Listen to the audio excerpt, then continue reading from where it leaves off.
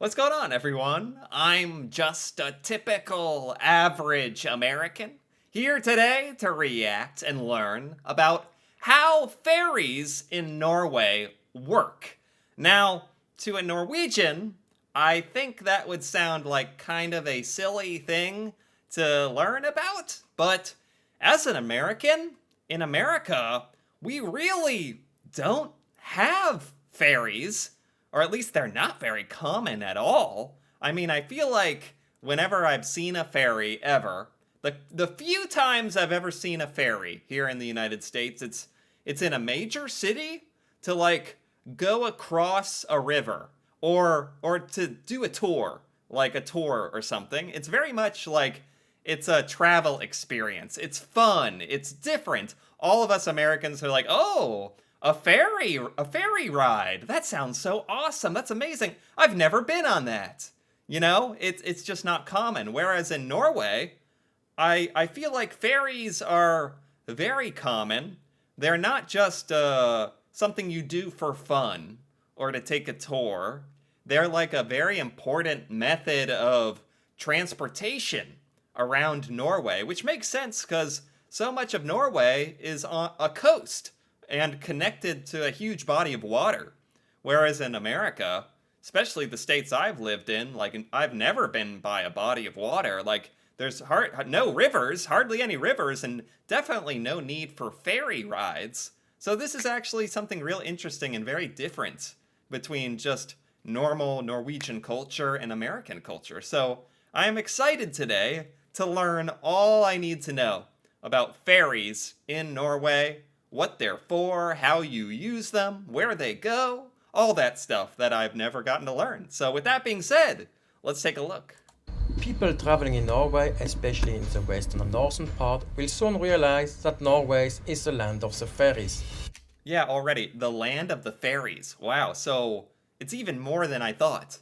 I think ferries are common in Norway, I think, but this makes it sound like they're very common, especially with all the fjords and water and stuff. And this right here, I gotta say, this is not even what I picture when I think of a ferry ride.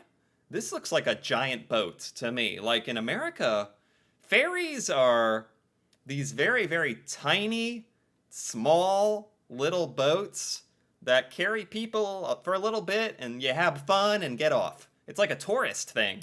This video will tell you everything you need to know about them. Wow. Wow, yeah, this is like a whole boat. This is like a yacht. This is huge. Everything about ferries. Okay, very good. There are over 130 different ferry lines over the whole countries. 130 ferry lines in Norway. The ferry lines are integrated in the road and will show like that in the map. Wow. Most lines are commissioned by the state and operated by private companies. Oh man, you can like drive your car onto the ferry. So ferries are so important in Norway. They're like part of maps, like part of roads, part of traveling is that you might have to use one. You might even have to put your car on it and ferry your car across. I did not know about that. The prices are mandated by the states. Exception are seasonally operated tourist lines. Okay, yeah, like all the ferries around America, they're just tourist stuff. It's just tourist stuff. These ferries are much bigger and have a much more important purpose. This video covers the ferries within Norway, not the one going to Sweden, Denmark, Germany and the Netherlands. Oh, this is like a cruise ship. That's a ferry? So when do the ferry run? Where do I get a timetable? Yeah. Unfortunately, there is no global website for the timetables. The best Huh. is to Google it by typing both endpoints and ferry or ferge, like Man heller Vatnes ferge. You will easily find a PDF with the times. Oh, wow. They should make like a global database for this kind of stuff. I feel like that's an opportunity. So you just have to know how to Google it. And I think if you Google the specific ferry ride that you're going to, I'm sure you can find the information. The most important lines will go 24/7, but with Oh, reduced interval wow. during night. Medium important Some ferries go 24/7. Some ferries are going all the time. I mean, wow, this one even has motorcycles on it. They're transporting cars. Oh my gosh. Across the water. That's fantastic. These are so important for traveling and Norwegians that they are going all the time. That makes so much sense. lines run from around 5 o'clock in the morning to midnight, with Okay. boats every 20 or 30 minutes. Wow. It's like a bus. It's like a bus station, basically. The smallest lines with the least traffic can run only a couple of times a day. Right. Then you need to be sure to check the timetable. Wow. So, how much does it cost? Yeah. Most ferries cost between 70 and 250 NOK, depending 70 and 250 NOK. That's like $10 to $25. That's expensive if you have to pay that every day. That would be expensive every day to have to pay $10 to $20. But for like one ferry ride, I guess that's reasonable, I guess. I don't know. on the length of the ride. That's the price for a normal petrol car up to 6 meters. Electric Okay. cars are cheaper. And if your vehicle is longer than 6 meters, it starts to be quickly expensive. Check the link in the description for a complete overview. Tourist lines cost much more, as they offer more than just a passage. They are an alternative to sightseeing boat and are priced in that region. Yes, yes. So there's a big difference. I'm finally understanding. There's a big difference between ferries that are for transportation and practical purposes and ferries that are for tourists and sightseeing. Those are going to be much more expensive. It's like a luxury experience. So, how do I pay? Oh, okay. From 2020, most ferry routes are paid the same way as toll roads. Your number plate is scanned and you will receive a bill after a couple of weeks. Oh. The best is to register your car on Autopass before coming to Norway, so you avoid extra fees. And Wow, this is so much more high tech than I realized too. Look at you just drive your car onto the ferry, you drive past cameras that scan your license plate, and you get billed automatically. That is great. That is so technologically savvy. can benefit from lower rates if you have an electric car. Huh, yeah. On some routes, someone from the crew will pass and take payment. Okay. There are some ferries where you have to go to a desk on the upper deck. This leads to our next question. Can I reserve my spot beforehand? Short Okay. answer, in general, no. There are two exceptions. The ferry from Bodø to the Lofoten and the tourist ferries over the Geiranger, Nærøy and Lysefjord. Okay. So, just like a bus, you can't reserve your spot. Plus, there's ferries coming and going every 30 minutes or so, so you don't really have to reserve a spot, except for these really luxury vacation ferries. I think I get it. For the other, you just drive to the pier and put yourself in the queue. Right, right.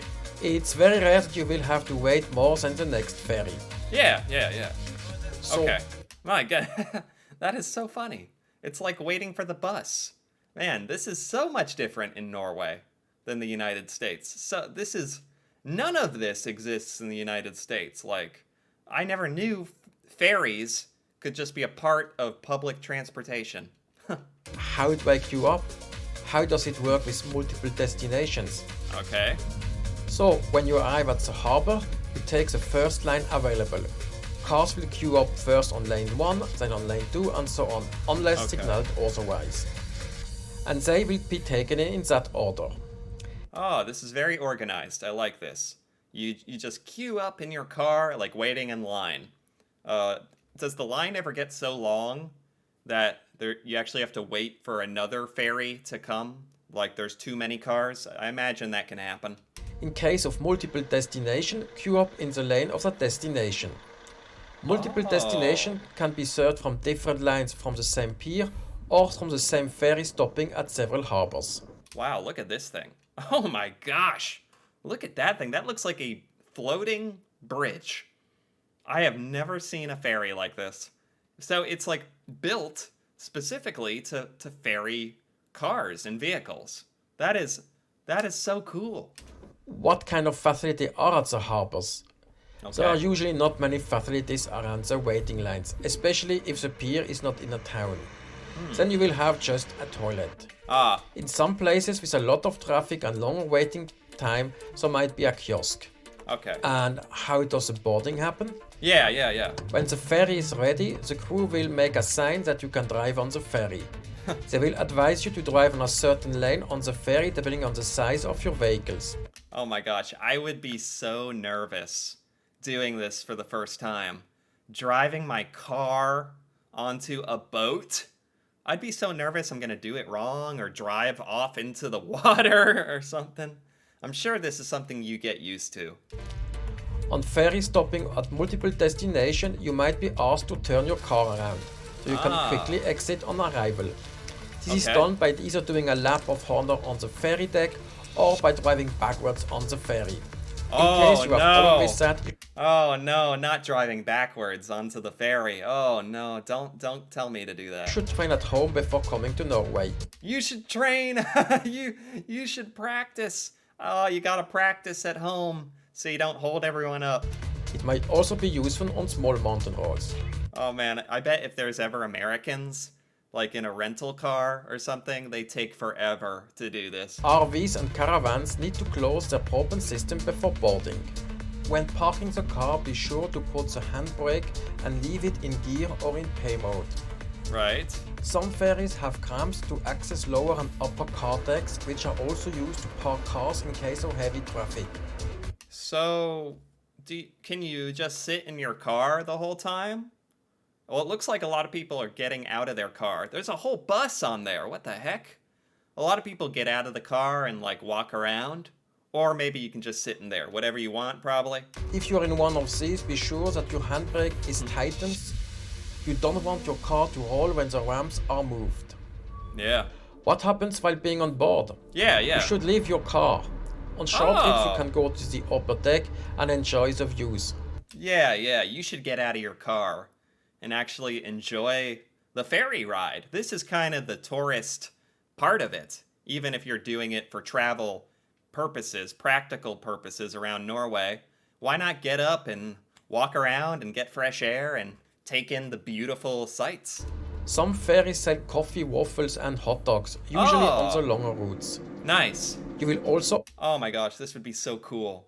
I'm just seeing their point of view here, like driving away from the coast. Oh, that's so cool. You can get your coffee, relax. always find a toilet. A Some toilet. newer ferry have closed car decks. These are usually found in the north and on longer routes. Huh. Some cars have very sensitive car alarms which will trigger due to the movement of the ferry. They will go off all the time and will piss off everybody on board. This is just a normal thing. Everyone gets annoyed. Everyone's car alarm's going off. If your car does that, disable the alarm or leave the car open. Right. And when arriving, Okay. there will be a message when you should go back to your car. Then the ferry docks, you will feel when it made contact. If you are in the front, you should turn on your car now. Oh, wow. The door opens and you get a sign from the crew when to disembark the ferry. You might be shocked how fast Norwegians drive off the ferry. Oh my gosh. I didn't realize so much of Norwegian ferries is transporting your car. In America, I've never seen that before. You don't see ferries, and you certainly don't see ferries that transport cars. But in Norway, that's just normal. Ferrying your entire car. Oh my gosh, I have never thought about that. If you intend to drive slowly and enjoy the views, let the other cars pass after the ferry. It might not be possible to overtake afterwards. Not everybody is on vacation. Right. Like for a lot of people, this is just getting somewhere important around Norway, like for locals, not all for people on vacation.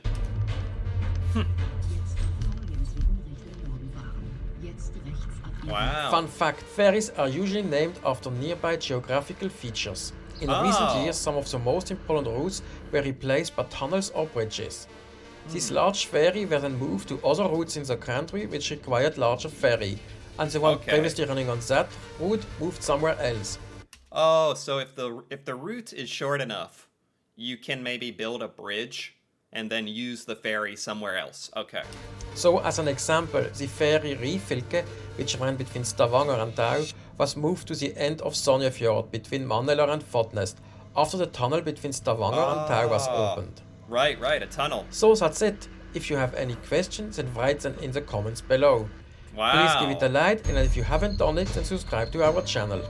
Wow. We also have an Wow, this is fantastic. I knew I was going to learn a lot today cuz we don't really have ferries in America, but this Norwegian ferries completely blew my mind. Like there's so much more to the Norwegian ferry rides than I ever thought, specifically about riding your car in a ferry and how normal that is. This video was by Explore Norway, and I gotta give it a like. That was fantastic. That was so cool. Man, I feel like as a tourist going to Norway, like riding in the ferries or driving a car on the ferry would be scary, but also like this whole fun experience. All the local Norwegians would be like, why is that guy so excited? But this is just awesome. Like, this is ferries really are like an important cornerstone of Norwegian culture and travel. That is the biggest thing I learned today. So I really enjoyed this. Anyway, if you enjoyed this as well, feel free to give this video a like or leave a comment. And if you're interested in more videos like this, me reacting to Norway and Norwegian culture, feel free to subscribe for more. And until then, thanks for watching, and see you next time.